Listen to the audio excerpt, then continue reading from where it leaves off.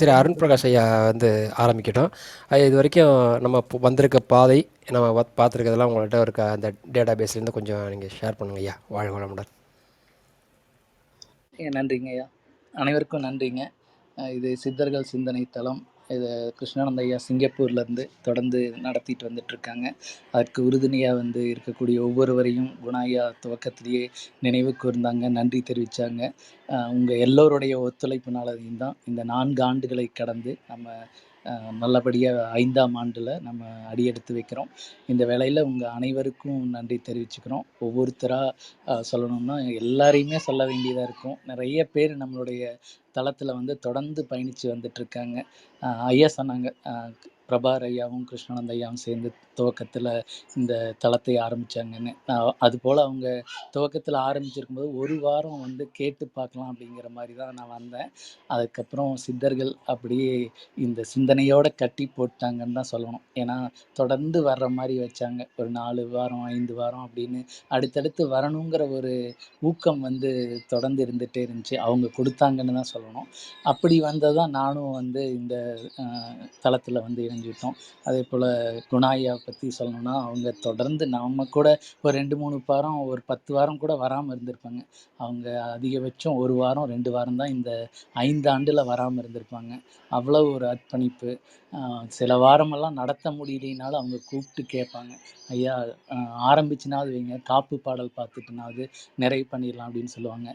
அதுபோல் இந்த அளவுக்கு ஈடுபாடு இருக்கக்கூடிய ஒவ்வொரு அன்பர்கள்னாலையும் தான் இந்த தளம் வந்து சிறப்பாக இதுவரைக்கும் நடந்து வந்துட்டுருக்குன்னு பகிர்ந்துக்கணும்னு நினைக்கிறேன். அதே போல் கடந்து வந்த பாதையை பற்றி ஐயா குறிப்பிட்டாங்க. ஐயா குறிப்பிட்டது போல் துவக்கத்தில் வந்து நம்ம தளமானது வந்து அனுபவ பகிர்வாக இருந்துச்சுங்க. நிறைய சித்த மருத்துவர்கள் வந்திருக்காங்க. நிறைய அனுபவம் பகிர்வை வந்து கொடுத்துருக்காங்க. ஒவ்வொருத்தரும் வெவ்வேறு நாடுகளிலிருந்தும் மாவட்டங்களில் மாநிலங்கள்லேருந்து வந்து தொடர்ந்து தங்களுடைய கருத்துக்களை பகிர்ந்துக்கிட்டே இருந்தாங்க. அப்படி வந்து பார்த்துட்டே இருக்கும்போது தான் ஒரு 6 மாதம் 1 வருடத்தை கடந்ததுக்கப்புறம் நம்ம சரி சித்தர் பாடல்களை சிந்திக்கலாம் அப்படிங்கிற அளவில் தான் இந்த பாடல்களை பார்த்தோம். அந்த பாடல்கள் நம்ம கடந்து வந்த பாதையை பற்றி என்னென்ன பாடல்கள் பார்த்துருக்கோம், எவ்வளவு வாரங்கள் பார்த்துருக்கோம் அப்படிங்கிற ஒரு சிறு தொகுப்பாக இந்த நேரத்தில் உங்கள் கூட பகிர்ந்துக்கலாம்னு நினைக்கிறேன். முதலாக நம்ம பார்த்த பாடல் வந்து இது பிரபாகர் ஐயா தான் இந்த பாடலை நமக்கு அறிமுகப்படுத்தி வச்சாங்க.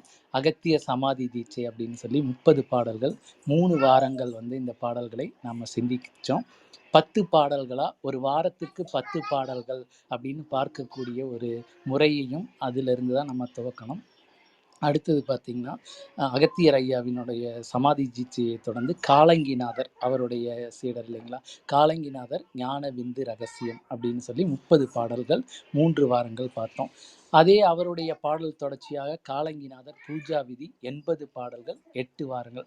இந்த பாடல்கள் எல்லாமே வாரத்துக்கு 10 பாடல்கள் அப்படிங்கிறது. ஸோ நம்ம குழுவிலோட ஒரு சிறப்பே பார்த்திங்கன்னா, சில தளங்கள் வந்து தினமும் நடைபெறும். ஆனால் நம்ம தளத்தை பொறுத்த வரைக்கும் எல்லாருக்கும் ஒரு உகந்த நாளாக இருக்கணும், உகந்த நேரமாக இருக்கணும், ஒதுக்கி அவங்க அதில் நேரத்தை ஒதுக்கி அவங்க கலந்துக்கணுங்கிறதுல கிருஷ்ணானந்தையா துவக்கத்திலிருந்தே அதில் ஒரு கவனமாக இருந்திருக்காங்கன்னு தான் நான் பார்க்குறேன். ஏன்னா ஞாயிற்றுக்கிழமை வேலை, எல்லாரும் ஓய்வு எடுக்கக்கூடிய நேரம், பகல்ல எல்லாம் கூட வெளியில் போயிடுவோம். ஆனால் 6 மணிங்கிறது வந்து ஒரு நேரம் வீட்டில் ஓய்வு எடுக்கக்கூடிய நேரமாக இருக்கும்.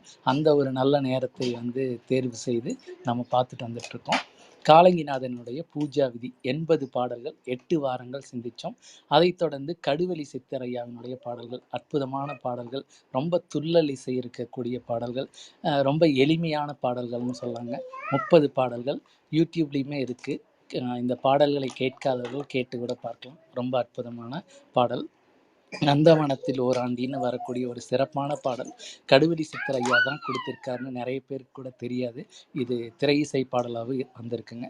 30 பாடல்கள் 3 வாரங்கள் சிந்தித்தோம். அதை தொடர்ந்து ராஜேந்திரன் ஐயா வந்து நம்ம குழுவில் இந்த கடுவெளி சித்தரையா பாடல்கள், காலங்கிநாதர் பாடல்கள் பார்க்கும்போதெல்லாம் வந்தாங்க. அவங்க வந்துட்டு இந்த மாரி ஔவையாரினுடைய விநாயகர் அகவல்னு ஒரு தொகுப்பு இருக்கு. அத ஏன் நீங்க சிந்திக்கக்கூடாது? அதுல நெறைய யோக கருத்துக்கள் இருக்கு. அதெல்லாம் கூட நம்ம பகிர்ந்துக்கலாமே அப்படின்னு சொன்னாங்க. அவருடைய விருப்பத்தின் அடிப்படையிலும், அவருடைய பரிந்துரையின் அடிப்படையிலும் இந்த விநாயகர் அகவலினுடைய தொகுப்பை பார்த்தோம். 72 வரிகள் கொண்ட இந்த பாடல் 7 வாரங்களா பார்த்தோம். இந்த பாடல்களுமே 10, 10 வரிகளா நம்ம சிந்திச்சோம். இதுவும் அற்புதமான தொகுப்பு. இந்த பாடல் தொகுப்பு பார்க்கும்போது தான் நமக்கு வந்து அர்த்தநாரி ஐயா, தியாகராஜன் ஐயா போன்றவர்கள்லாம் நம்ம தளத்துக்கு வந்தாங்க.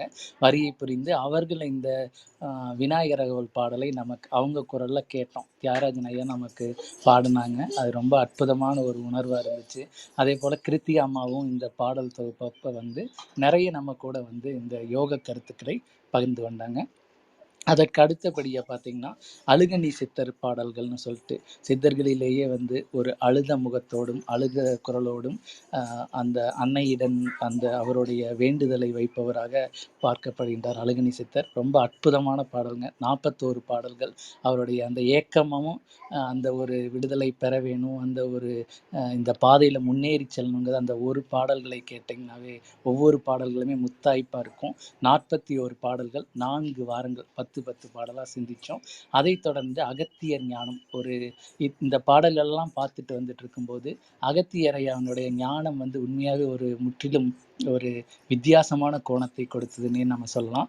அதே போல இடையில சில பாடல்கள் எல்லாமும் நம்ம சிந்திச்சுட்டு வந்துட்டு இருந்தோம். ஆனா இந்த அகத்தியர் ஞானம் ஒரு முற்றிலும் ஞானத்தை பற்றின பரிபூரணம், பூரணம் அப்படிங்கிற இந்த 2 சொல்லை பற்றி நம்ம தெரிந்து கொள்வதற்கு ரொம்ப அற்புதமான பாடலா இருந்துச்சுங்க. வாசி தொடர்பா தான் ஐயா சொன்னது போல சிந்திச்சுட்டு வந்துட்டு இருப்போம். இந்த பாடல்கள் அனைத்துமே அதற்கு மிகவும் உறுதுணையா இருந்துச்சு. 5 ஞானங்களை தொகுப்பாக கொடுத்திருக்காரு. இதுல ஞானம் 1, 2, 3, 4, 5ன்னு 5 ஞானங்கள். முதல் ஞானம் 9 பாடல்கள், 2ஆம் ஞானம் 5 பாடல், 3ஆம் ஞானம் 6 பாடல், 4ஆம் ஞானம் 16 பாடல், 5ஆம் ஞானம் 13 பாடல்கள்ங்க. மொத்தம் 49 பாடல்கள், 5 வாரங்கள். வாரத்திற்கு 10 பாடல்னு சிந்திச்சோம்.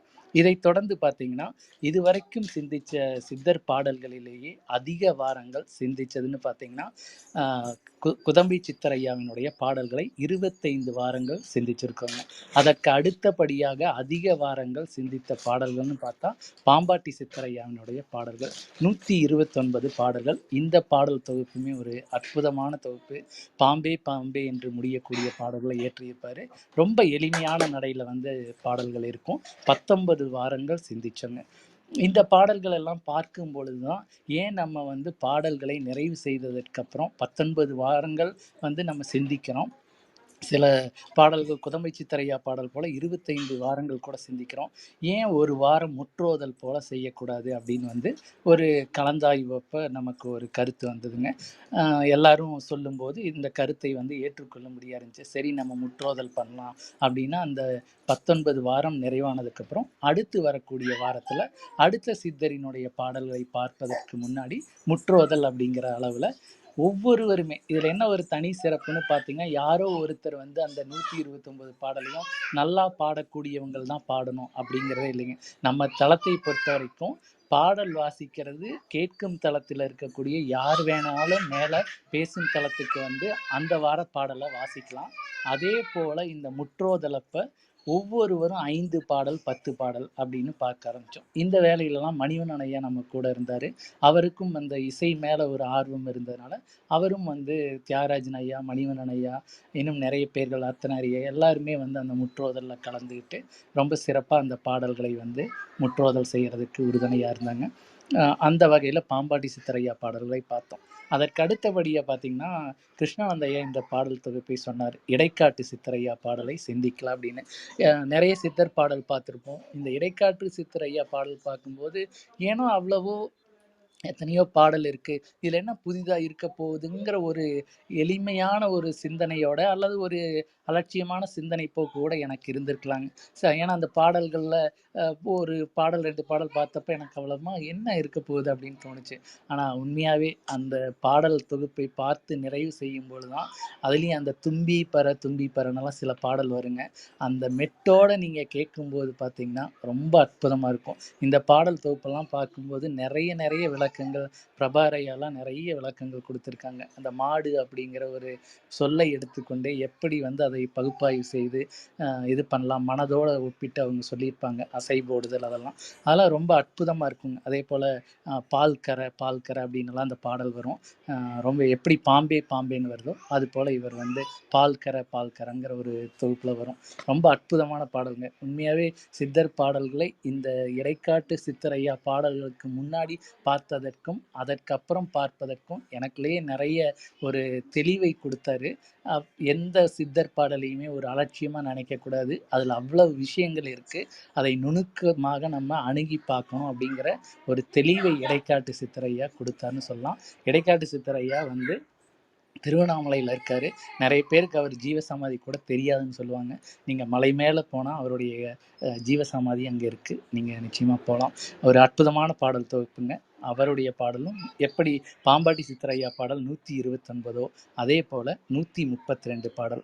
இந்த எண்களுக்கெல்லாம் ரொம்ப அற்புதமாக வந்து தமிழோட எழுத்துக்களோடையும் அர்த்தநாரி ஐயா வந்து அந்த எழுத்துக்களும் எண்ணிக்கையும் தொடர்பு படுத்தியெல்லாம் சொல்லுவாங்க.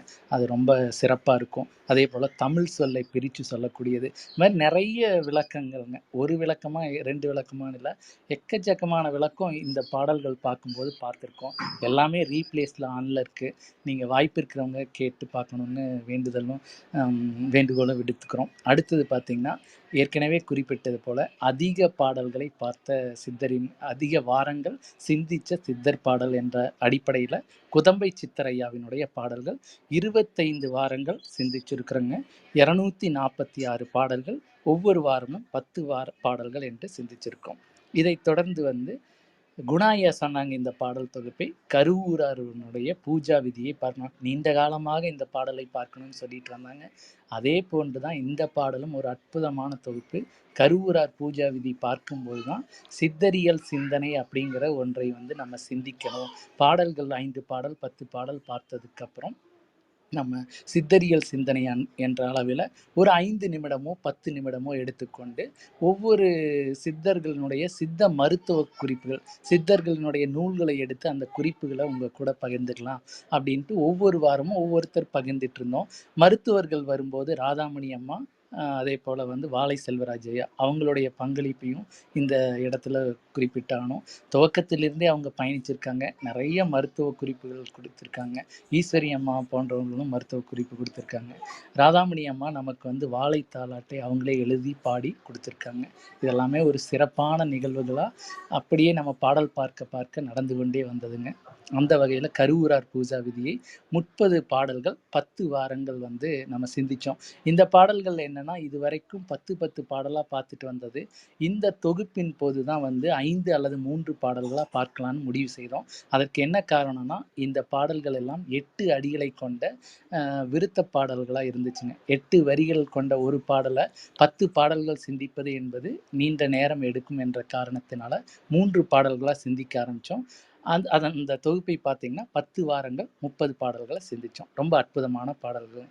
இதை தொடர்ந்து வந்து நம்ம பட்டினத்தடிகள் ஐயாவினுடைய பாடல்களை சிந்திக்கலான்னு அர்த்தநாரி ஐயா குறிப்பிட்டாருங்க. இது போலதாங்க அடுத்த பாடல் என்ன பார்க்கணும்னு நமக்கு தெரியாது. அந்த பாடல் கரெக்டாக கருவூரார் சித்தர் ஐயாவினுடைய பாடல் நிறைவாக போகுது. அடுத்த வாரம் முற்றோதல். அப்போ ஐயா சொல்கிறாங்க, அர்த்தநாரி ஐயா நம்ம வந்து அடுத்த வாரத்துல இருந்து நீங்கள் ஏன் பட்டினத்தார் பாடல் பார்க்கக்கூடாது, ரொம்ப அற்புதமாக திரைப்படத்திலேயே வந்திருக்கு, அவ்வளோ அற்புதமான பாடலை ஏன் சிந்திக்கக்கூடாதுன்னு சொன்னாங்க. அதை தொடர்ந்து தான் பட்டினத்தார் ஐயாவினுடைய பாடல் பார்க்க ஆரம்பித்தோம். ரொம்ப அருமையான பாடல்கள்ங்க. 206 பாடல்கள்ங்க. 16 வாரங்கள் நம்ம சிந்தித்தோம். இது வரைக்கும் பட்டினத்தார் ஐயாவினுடைய பாடல்கள் வரைக்கும் நம்ம சிந்தித்த பாடல் வரிகளானது 1075 பாடல்கள்ங்க. இதை தொடர்ந்து பட்டினத்தார் ஐயாவினுடைய பட்டினத்தடிகளினுடைய பூரண மணிமாலை இந்த தொகுப்பினுடைய பேர். இதை பார்த்து நிறைவு செய்ததுக்கப்புறம் 16 வாரங்களுக்கு அப்புறமாக ஒரு முற்றோதல் வாரம் வைத்திருந்தோம். அப்போ எல்லாருமே சிறப்பாக கலந்து கொண்டு தங்களுடைய பாணியில் பாடல்களை பாடி முற்றோதல் செய்தாங்க.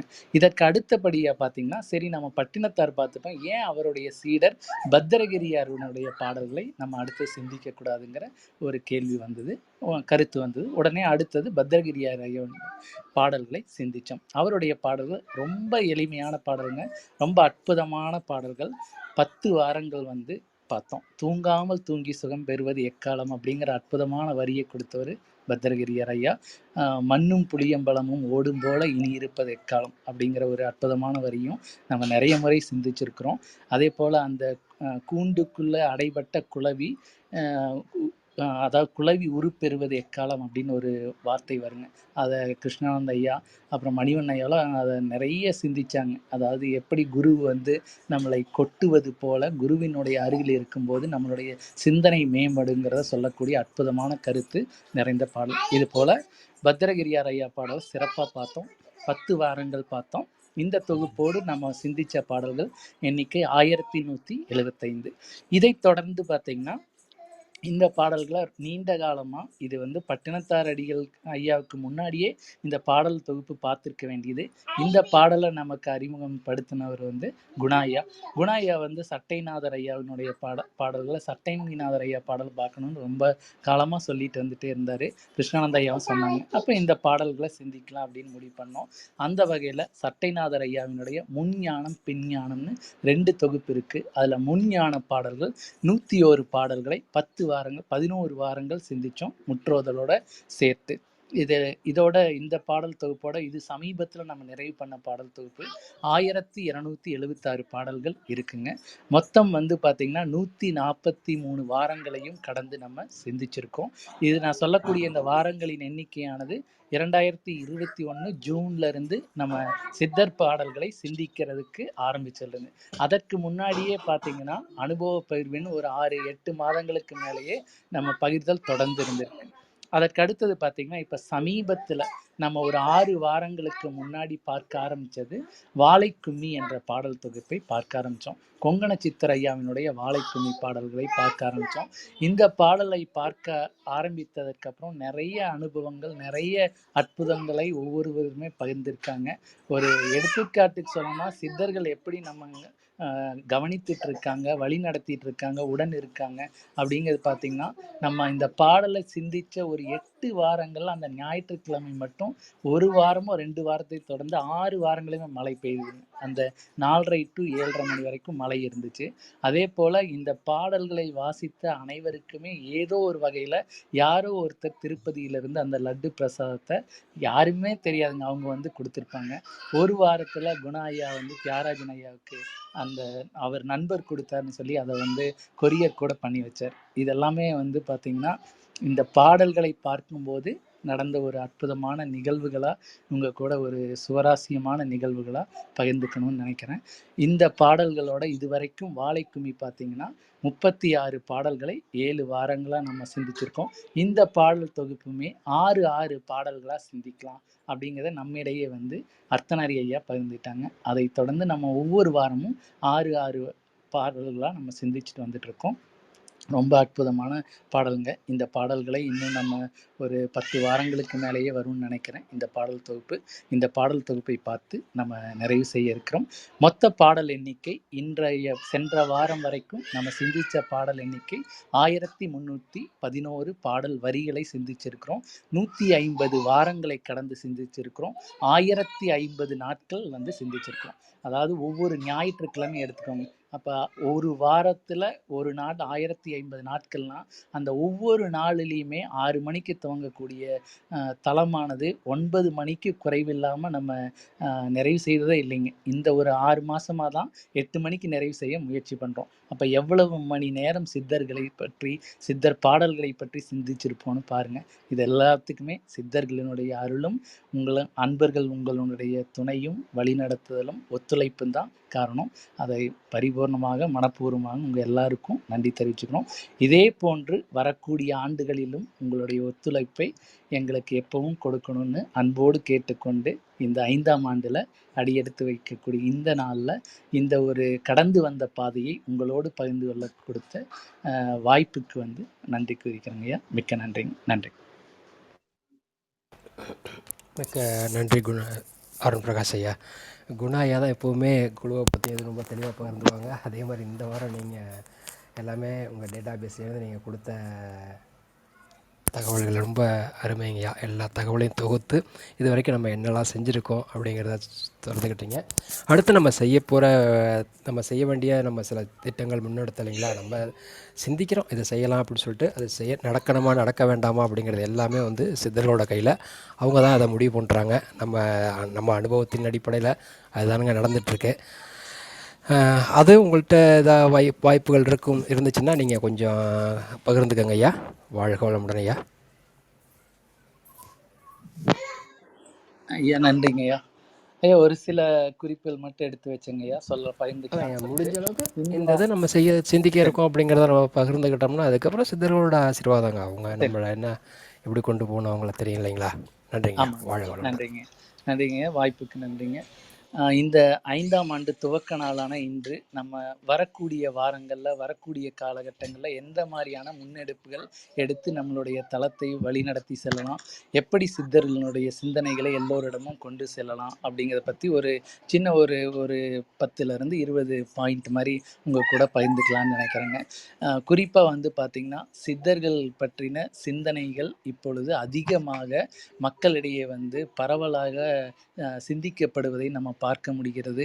அதற்கு வந்து பல்வேறு துறைகளில் இருப்பவர்களும் பல்வேறு இடங்களில் இருப்பவர்களும் அவர்களான முயற்சியை வந்து ஒவ்வொருவரும் எடுத்துட்டு பகிர்ந்துட்டு வந்துட்டு இருக்காங்க. அதனால முதல் இதாக சொல்ல வர்றது என்னன்னா, சித்தர்கள் சிந்தனையை எல்லோரும் இடமும் கொண்டு சேர்க்கும் முயற்சிகளை நாம் அதிகரிக்க வேணும். எப்படி கிளப் ஹவுஸ் தளத்தில் வாரத்தில் ஒரு நாள் சிந்திக்கிறோமோ, அது போல் எப்பெல்லாம் வாய்ப்பு இருக்குதோ நம்ம கூட இருக்கிறவங்க, நம்மை சேர்ந்தவர்கள், நண்பர்கள், உறவினர்கள், குறிப்பாக சொல்லணும்னா நம்மளுடைய குழந்தைகளுக்கு வந்து எப்படி வந்து ஒரு ஆத்திச்சூடியையும் திருவள்ளுவரினுடைய திருக்குறளையும் நம்ம வந்து சொல்லி தருவோமோ, அது போல சித்தர் பாடல்களையும் வந்து நம்ம குழந்தைகள் மனதில் விதைக்க வேண்டியது மிக அவசியம். காப்பு பாடல் தொடங்கி சின்ன சின்ன காப்பு பாடல்கள் 3 வரிகள் 4 வரிகள் இருப்பதை வந்து நம்ம அவங்களுக்கு வந்து படிக்க சொல்லி, இந்த ஒரு பழக்கத்தை நம்ம சித்தர்கள் வழிபாடு, சித்தர்கள் சிந்தனை என்பதை சின்ன வயசுல இருந்தே நம்ம கொண்டு வரணுங்கிறத முதல் இதாக சொல்லிக்கிறேங்க. அடுத்தது வந்து பார்த்தீங்கன்னா, சித்தர்கள் குறித்தும் அவர்கள் இந்த சமூகத்துக்கு கொடுத்த அருங்கொடைகள், அது வந்து மருத்துவம் தொடங்கி நிறைய துறைகளில் அவங்க வந்து கொடுத்துருக்குறாங்க. அந்த அருங்கொடைகள் எல்லாமே வந்து பார்த்திங்கன்னா ஓலைச்சுவடிகளாக இருக்குது. அந்த ஓலைச்சுவடிகளை வந்து எப்படி ஆவணப்படுத்துறதுங்கிறது ஒரு மிகப்பெரிய சவாலாக இருக்குது. ஓலைச்சுவடிகளை சேகரிப்பவர்கள் நிறைய இருக்கிறாங்க. நம்மளால் முடிஞ்சால் அந்த சேகரிக்கிறதுக்கு உதவி செய்யலாம், அல்லது சேகரித்த இதை சிதலம் அடைஞ்சிருக்கிறத ஏதாவது நம்ம வந்து தட்டச்சு செய்யறதுக்கு நமக்கு தமிழில் தட்டச்சு செய்ய முடியும்னா தட்டச்சு பண்ணி கொடுக்கலாம். இது போல் என்னென்ன பணிகள் அவர்கள் நமக்கு கொடுத்த அருங்கொடைகளை அடுத்த தலைமுறையினருக்கு கொண்டு சேர்ப்பதற்கு நம்மாலான சிறு எறும்பு எப்படி ஒரு சின்ன உதவியாக தான் இருக்கும் அதை செய்யுமோ, அது போல் நம்மாலான உதவிகளை செய்யணும்னு இந்த வேலையில் கேட்டுக்கிறேங்க. இதுவும் மக்களிடம் கொண்டு சேர்க்கக்கூடிய ஒரு பணி தான். அடுத்தது வந்து பார்த்திங்கன்னா, இயன்ற வரைக்கும் சித்தர்கள் குறித்த உரைகளை ஆவணப்படுத்துறதுக்கு முயற்சி பண்ண வேண்டுங்க. இதை நம்ம தளத்தில் தொடர்ந்து வலியுறுத்திட்டே வர்றாங்க. கிருஷ்ணானந்தையா சொல்லிகிட்டே இருப்பாங்க, அதாவது நூலாக வெளியிடணும் அல்லது இசை தட்டாக வெளியிடணும் அப்படின்னு சொல்லிட்டு இருப்பாங்க. இப்போ நம்ம இது வரைக்கும் கடந்து வந்த பாடல்கள் பாதை எல்லாமே சொன்னோம். இத்தனை பாடல்களுமே ரீப்ளேயில் இருக்குது. ஆனால் அதையெல்லாம் தொகுத்து ஒரு இசைத்தட்டாவோ அல்லது ஒரு நூலாவோ வெளியிடுறது மிகப்பெரிய சவாலாக இருக்குது. ஏன்னா இவ்வளவு 4 வருடத்தையும் உடனே எடுத்து செய்வதற்கு ரொம்ப சவாலாக இருக்குது. ஆனால் இதை கேட்டுக்கொண்டு இருக்கிற அன்பர்கள் யாராவது ஒருத்தர் கூட முன் வரலாம். இப்போ மாரிகணேசையா கேட்கும் தளத்தில் இருக்க முன் வந்திருக்காரு. சில பாடல்களை வந்து அவர் இசையமைச்சு ஏஐ தொழில்நுட்பத்தில் இசையமைச்சு கொடுக்கறதுக்கு முயற்சி பண்ணிட்டு இருக்காங்க. அந்த மாதிரி ரீப்ளே எப்பாவது வாரத்துக்கு ஒரு நாள் ஒரு ஓய்வாக இருக்கிறப்போ ஒரு இதை வந்து நம்ம ரீப்ளே கேட்டுட்டு கூட அதில் இருக்கக்கூடிய ஒரு சின்ன கருத்துக்களை வந்து நம்ம ஒரு ஆடியோ கிளிப் மாதிரி வந்து ரெடி பண்ணலாங்க, அல்ல ஷார்ட்ஸ் மாதிரி ரெடி பண்ணலாம். இந்த மாதிரிலாம் நம்ம வந்து சோசியல் மீடியாக்கள்லையும் யூடியூப் போன்ற தளங்களில் பகிரும்போது இன்னும் விரைவாக வந்து போய் சேருவதற்கு நம்ம வழிவகுக்க முடியுங்க. அதை பகிர்ந்துக்கணும்னு நினச்சோம். அதே போல் இளைய தலைமுறை, நான் 5ஆவதாக சொல்ல விரும்புவது இளைய தலைமுறை இடத்துல சித்தர்கள் சிந்தனையை விதைக்க வேண்டும். சித்தர் பாடல்கள், சித்தர் காப்பு பாடல்கள், இதை ஒரு பாடலை வந்து ஒரு நாளைக்கு ஏதாவது 1, 2 வரிகள் கூட சொல்லி தரலாங்க.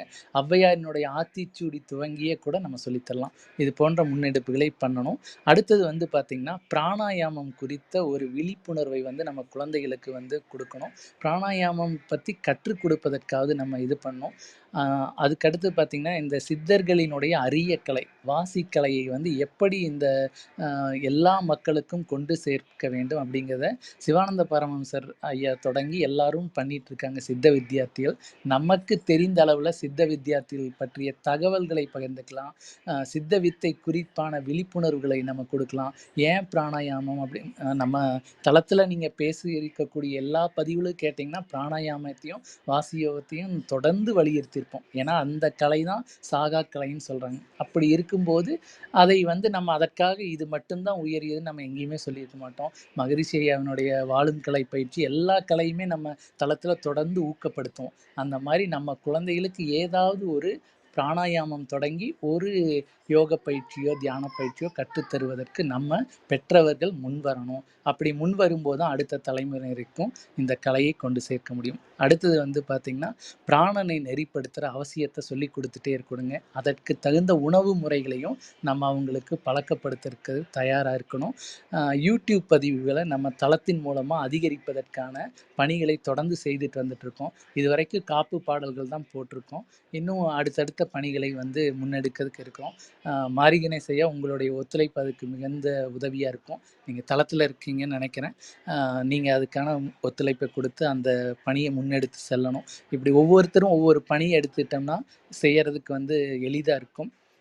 ஏற்கனவே பேசிய பதிவுகளை பதிவேற்றம் செய்யறதுக்கு முயற்சி பண்ணுவோம்.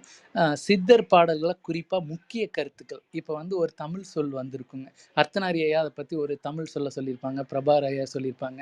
அது வந்து பார்த்தீங்கன்னா, இணையத்திலயோ வேற எங்கேயுமே அது போன்ற விளக்கங்கள் இல்லாம இருக்கும். அந்த மாரியான சொற்களை வந்து நம்ம வந்து ஒரு சின்ன பதிவா எடுத்து, அத வந்து பகிர்தலை தொடர்ந்து நம்ம செய்யணும். சிறு சிடி தட்டுக்களா வெளியிடலாம். இது ஒரு இதுங்க. அடுத்து வந்து பார்த்தீங்கன்னா, நம்மளுடைய தல நிகழ்வுகளை பொறுத்தவரைக்கும் ஞாயிற்றுக்கிழமை ஒவ்வொரு வாரம் சிந்திச்சுட்டு வரோம். சித்தர் பாடல்களை சிந்திக்கிறோம். இதை விடுத்து அடுத்தது கூடுதலா என்ன செய்யலான்னு தோணுதுனாங்க, இது ஒரு கருத்து தான். நீங்க எல்லாருமே சிந்திச்சு பார்க்கணும்.